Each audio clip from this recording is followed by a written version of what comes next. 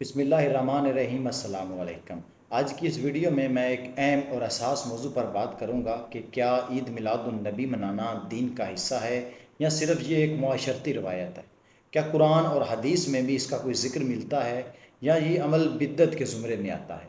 جب ہم دین کی بات کرتے ہیں تو ہر چھوٹے بڑے عمل کی بنیاد قرآن و سنت پر ہونی چاہیے، مگر کیا عید میلاد النبی منانا واقعی دین کا لازمی جزو ہے؟ کیا رسول اللہ صلی اللہ علیہ وسلم نے خود اس دن کو منانے کا حکم دیا ہے یا پھر یہ عمل محض جذباتی وابستگی اور محبت کے اظہار کا ایک ذریعہ ہے؟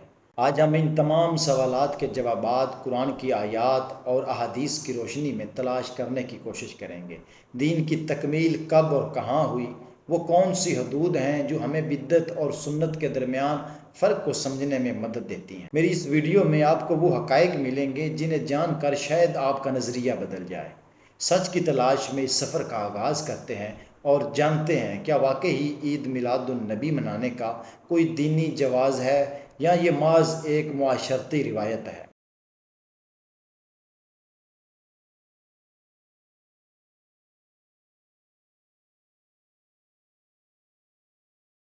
سب سے پہلے ہمیں یہ سمجھنا ہوگا کہ عید میلاد النبی کی رسم کی ابتدا کب اور کہاں ہوئی۔ کیا یہ رسول اللہ صلی اللہ علیہ وسلم کے دور میں منائی جاتی تھی یا بعد کے ادوار میں اس کا آغاز ہوا؟ اسلامی تاریخ کا مطالعہ کرنے والے مورخین اس بات پر متفق ہیں کہ عید میلاد النبی کی رسم سب سے پہلے فاطمی خلافت کے دور میں مصر میں منائی گئی۔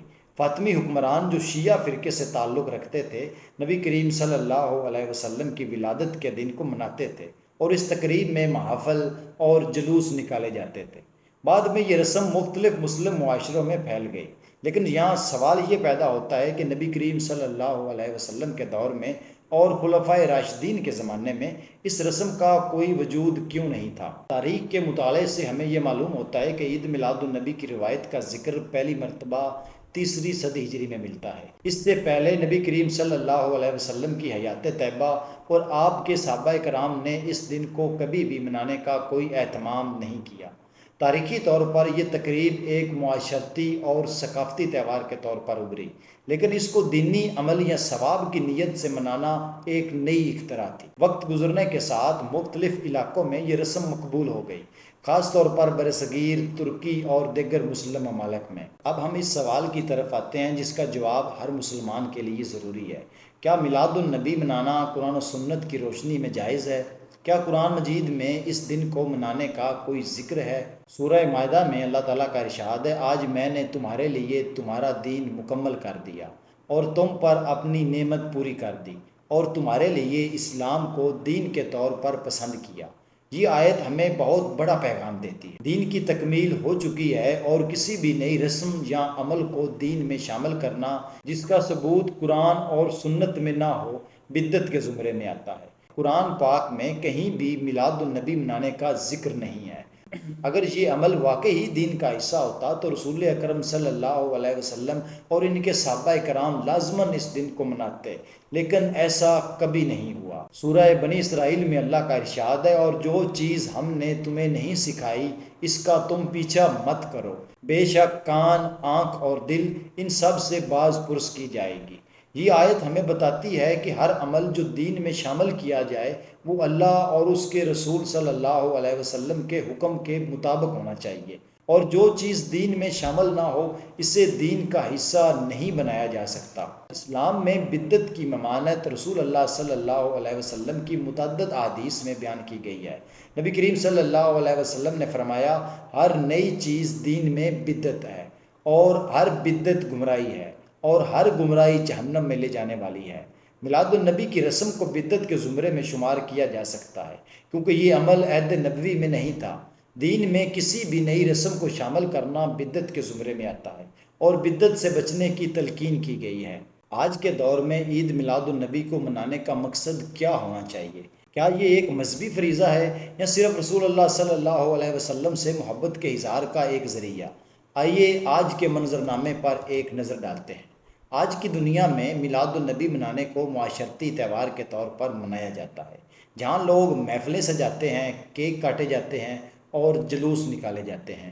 کیا یہ عمل دین کا حصہ ہے یا محض محبت رسول کا اظہار ہے؟ اس بات میں کوئی شک نہیں کہ رسول اللہ صلی اللہ علیہ وسلم سے محبت ہمارے ایمان کا بنیادی حصہ ہے۔ ایک حدیث شریف میں آیا ہے کہ تم میں سے کوئی شخص اس وقت تک مومن نہیں ہو سکتا جب تک وہ مجھے اپنی جان، مال اور اولاد سے زیادہ محبوب نہ رکھے۔ یہ حدیث ہمیں محبت رسول صلی اللہ علیہ وسلم کی اہمیت بتاتی ہے، اور یہ کہ ہمیں آپ سے اپنی زندگی کی ہر چیز سے بڑھ کر محبت کرنی چاہیے۔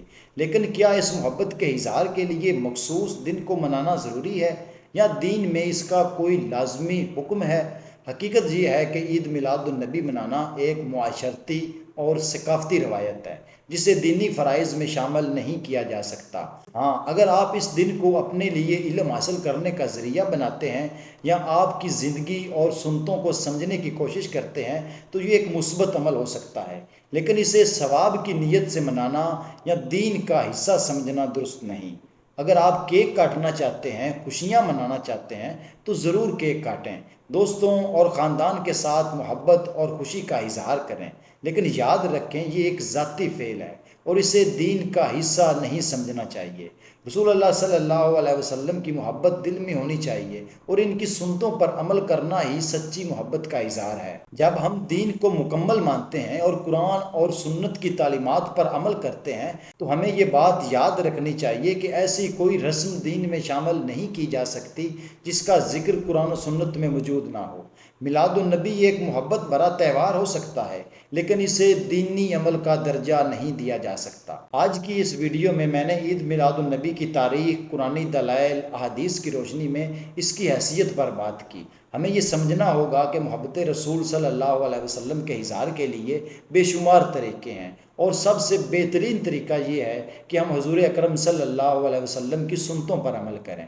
اگر ہم رسول اللہ صلی اللہ علیہ وسلم سے حقیقی محبت رکھتے ہیں تو ہمیں ان کی تعلیمات پر عمل کرنا ہوگا اور ایسی رسومات سے بچنا ہوگا جو دین میں شامل نہیں۔ محبت کا اظہار ایک ذاتی فعل ہے، لیکن اسے دین کا لازمی حصہ نہ سمجھیں۔